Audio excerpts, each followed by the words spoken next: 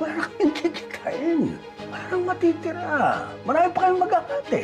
At isa pa, anong gagastusin namin sa mismong project?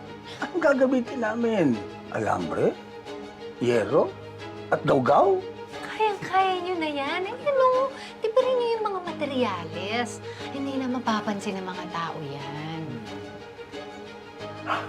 Bert, masyadong malaki ang hinihingi ng anak mo. Doble? Lugin-lug na kami dyan.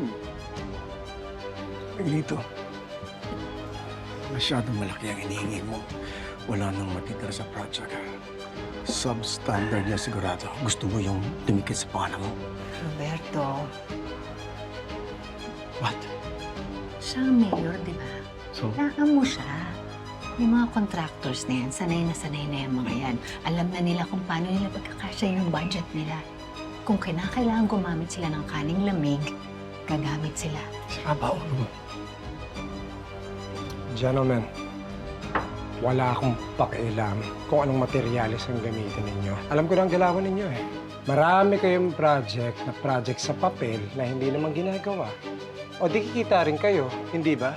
So ang mangyayari niyan, mula sa 30% na budget para sa mga infrastructure projects ninyo ay magiging 10% na lang? Masyado yatang delikado yan. Kawawa ang mga tao. You think I'm doing this for the people? You think I care about the people, Rocky boy?